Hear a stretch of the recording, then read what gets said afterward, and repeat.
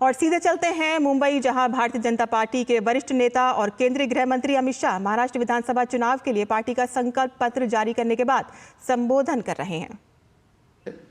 उसने किसानों का सम्मान करने की बात की है, गरीबों का कल्याण करने को जमीन पर उतारने का काम किया है, महिलाओं का स्वाभिमान बढ़ाने के लिए हम योजनाएं लेके आए हैं और विरासतों का पुनरुत्थान करने का काम भी महायुति सरकार ने किया है।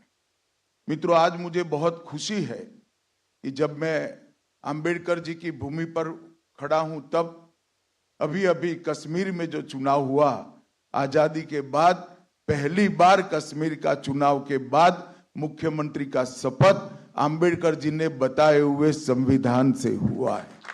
इससे बड़ी श्रद्धांजलि अंबेडकर जी की वो नहीं हो सकती। धारा 370 हटने के बाद पहली बार कश्मीर में भारत के संविधान की शपथ लेकर सरकार बनाने का काम हुआ और इसका पूरे देश को आज नाज है। हमने इस संकल्प पत्र के माध्यम से महापुरुषों की परंपराओं को, सांस्कृतिक विरासत को आगे बढ़ाने के संकल्प भी रखे हैं। अराजकता फैलाकर विकास के नाम पर विफल राज देने वालों की विफलताओं से बोध लेते हुए मजबूत, समृद्ध और सुरक्षित महाराष्ट्र कैसे हो, इसका भी इसके अंदर आपको योजना दिखाई पड़ेगी। आज चुनाव में हमारा मुकाबला अघाड़ी से है। मैं निश्चित रूप से कहना चाहता हूं कि अघाड़ी की सारी योजनाएं सत्ता के लालच में तुष्टीकरण की है, विचारधाराओं का अपमान करने वाली है और महाराष्ट्र की संस्कृति से छल कर केवल सत्ता प्राप्ति के लिए आगे बढ़ने वाली विचारधारा है। मित्रों, मुझे गत चुनाव का परिणाम याद है।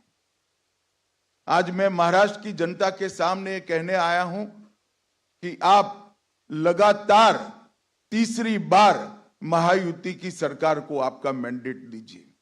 पहली बार 2014 में महाराष्ट्र की जनता ने महायुति को मैंडेट दिया, भारतीय जनता पार्टी के नेतृत्व में महायुति की सरकार बनी।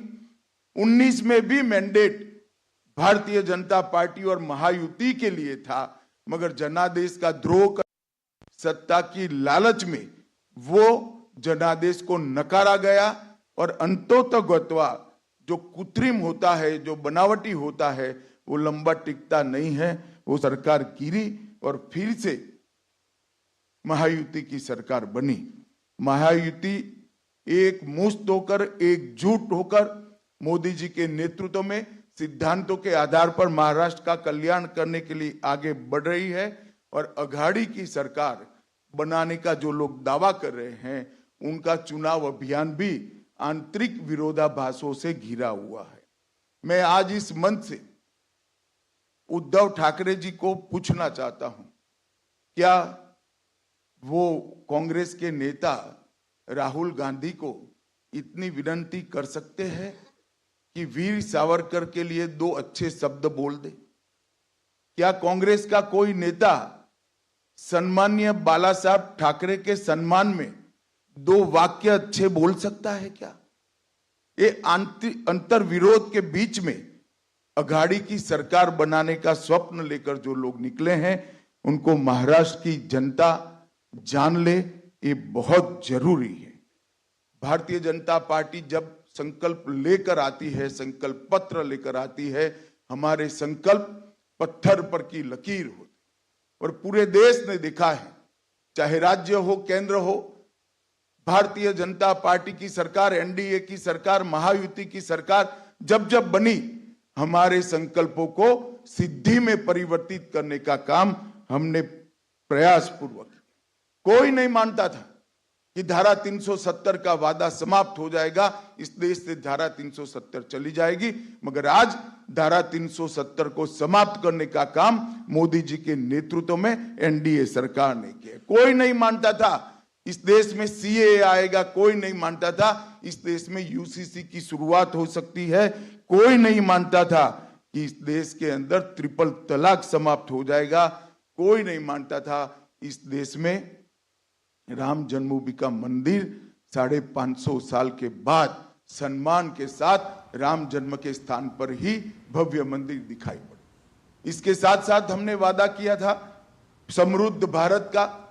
11वें अर्थतंत्र से हमने 10 साल के अंदर ही देश के अर्थतंत्र को 5वें नंबर पर पहुंचा है और हमारा वादा है कि 27 में हम भारत को 3रे नंबर का अर्थतंत्र बनाएंगे।